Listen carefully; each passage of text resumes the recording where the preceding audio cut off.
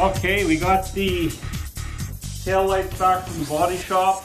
Now to peel off all these little parts. Here, let's check this out. Not bad at all. I'm happy. Just got to do the rest. Hey guys, here's an update on the 92 GT. Here's what we've been working on. Just have the bumper cover sitting up front. Just got to line it up. It's not far out, but we'll line it up and get that fastened down. I didn't want to put it together without having the bottom of the rad support painted and cleaned up and fix up the brackets and sandblast all the little clips. You know, even though nobody will see it, it bothered me, so I wanted to make it right. So that's something I worked on. Put the brackets on for the ground effects, new rivets. I just snapped this lower part into place. Okay, time to put the tail light on.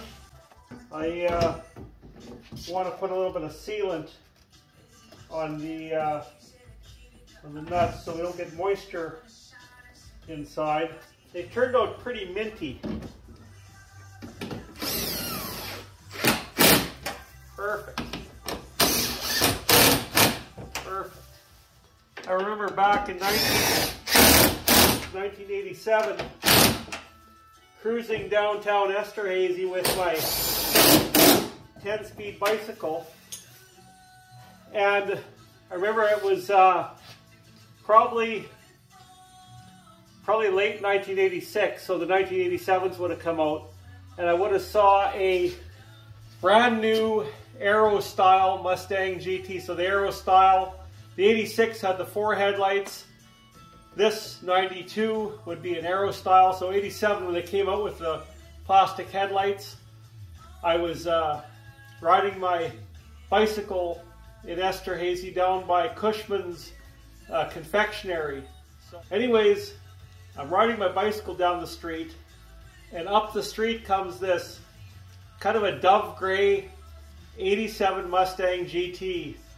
Oh my God, was I totally amazed. It was a family. I went to high school with their sons when their daughter was a year older than me. I pedaled my heart out all the way into their driveway, probably 8 or 9 blocks away. And I remember talking to the gentleman that bought the 87 Mustang GT. He said it would, you know, it would do 100 miles an hour in 3rd gear kind of thing. And it was between that, the Mustang GT, and the Grand National.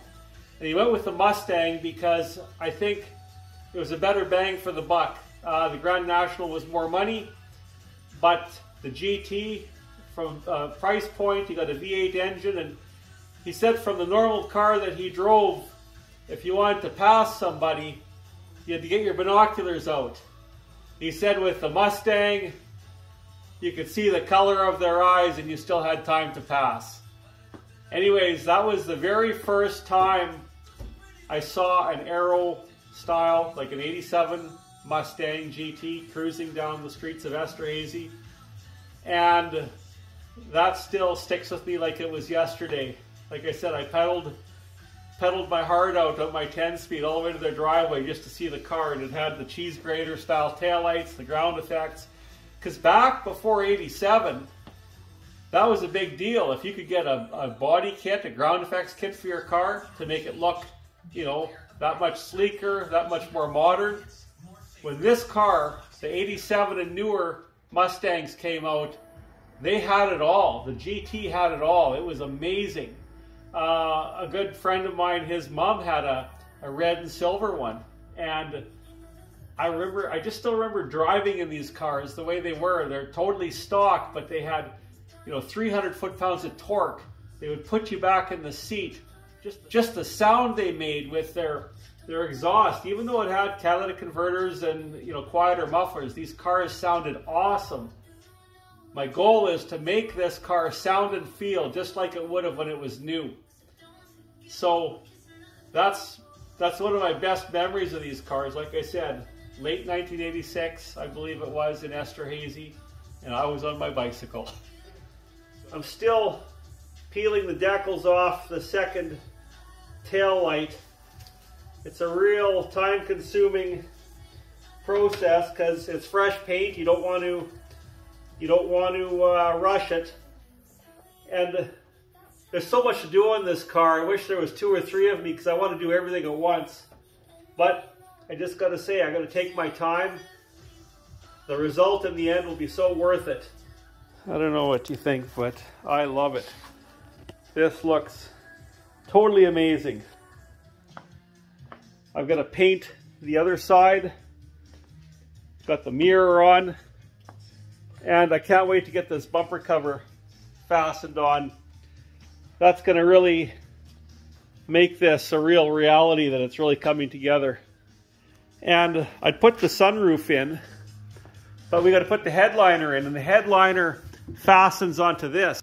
So the headliner is going to be a little bit bigger job. I made a new board for the headliner to be glued to, but I got just one step at a time. I'm getting ahead of myself here. Like I said, this is, the more I work on it, the more exciting it is, and just to even get to this point is really awesome. Just picked up the hatch from the body shop. It's just sitting on there. I got to line that up, put the lower ground effects on this side. It's, what else have we been doing? That's kind of where I've been at. Got the spoiler back as well, the other ground effects pieces. Of course, like I said, I painted around here. That satin black looks excellent. Yeah, I'm pretty happy with the way things are coming along. It's gonna be nice. I don't want to rush it. I want to take my time on it. And if I was 20 years younger, I might be rushing it a bit more. But even 20 years ago, I'm glad that I take the time to do the details on things. Maybe more so now. Like, even little things like these little bolts are supposed to be green. I found a green paint that's really similar to what the factory had. And, even redoing the liner. Once the front end is aligned, I'll be able to put the new headlights and park lights and turn signals in. That's going to brighten up the front of the car. New rivets for the bumper cover. New fog lights. So, yeah, it's coming along. Can't wait to hit the next stage.